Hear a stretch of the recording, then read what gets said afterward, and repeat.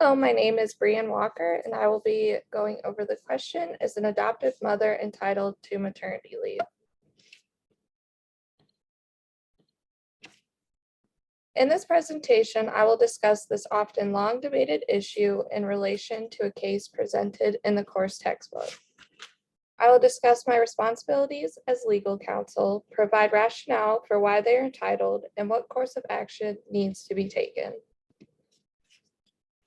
Before providing my research, an overview of the case is needed. In this case, Carol Fern is an employee of 18 years at Bainbridge Borough and serves as a tax clerk, a role that is part of the bargaining unit represented by Local 10 of the American Federation of State, County, and Municipal Employees. Fern and her husband were unable to conceive a child of their own, so they decided to adopt. They were notified a 3-month-old baby girl was available on April 22nd. But Fern delayed adoption until May 2nd, as April was a busy tax month at Bainbridge. She took an initial 2 weeks paid vacation and then requested an additional 6 months unpaid maternity leave. Her request was rejected by the council, and they offered her 2 successive 90-day reasonable purpose leave, which would equal the 6 months she initially requested. For this scenario, I will be assuming the role of legal counsel for Fern as part of the AFSCME Local 10, as I feel that Fern should be granted her 6-month maternity leave request. In this role, it is my responsibility to prove that the council's rejection violated the collective bargaining agreement and to get her original leave request granted.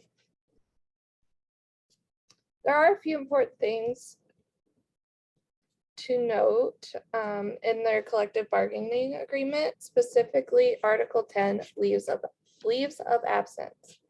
For instance, it states that reasonable purpose in each case shall be granted upon by the union and the borough, which in Fern's case, it was not. Additionally, it states that maternity leaves not to exceed 6 months shall be granted at the request of the employee. Nowhere in this clause does it specify biological mothers, therefore, Fern's request is warranted. So what classifies as reasonable purpose leave? According to Michael Moberg, if the employee's restrictions prevent the employee from performing the necessary job duties, an unpaid leave of absence may be considered a reasonable accommodation.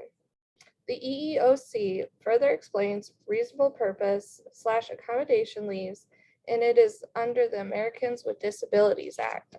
So this form of leave is generally for individuals with a disability.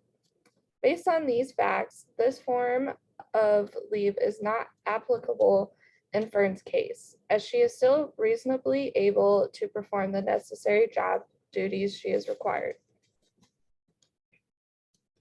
Now, it can be a little tricky to gauge what is classified as maternity leave, and the laws can vary by state.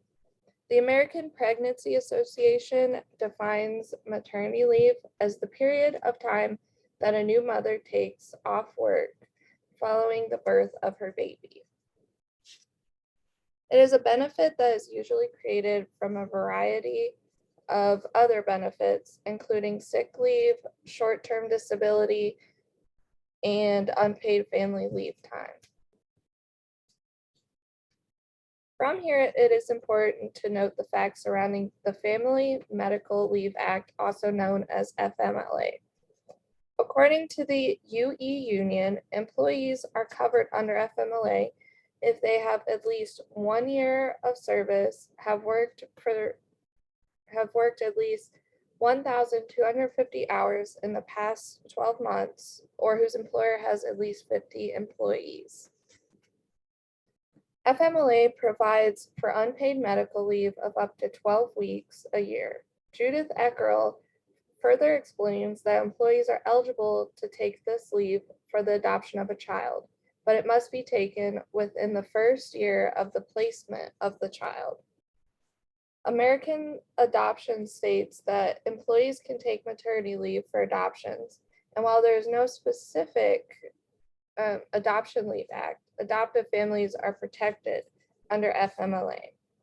Therefore, Fern should be granted her requested maternity leave. Now, what action needs to be taken?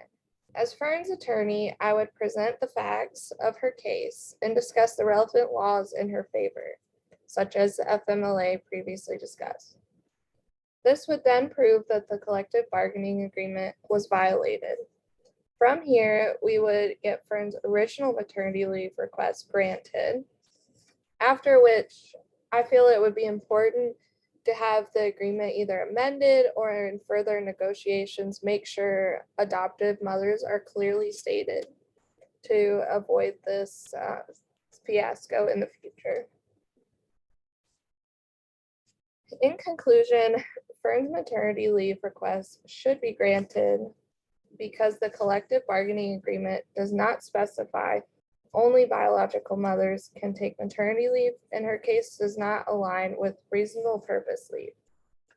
Furthermore, as an adoptive mother, she is covered under the FMLA Act. Based on these findings, Fern should be granted her maternity leave request, and the council is in violation of their collective bargaining agreement. Thank you.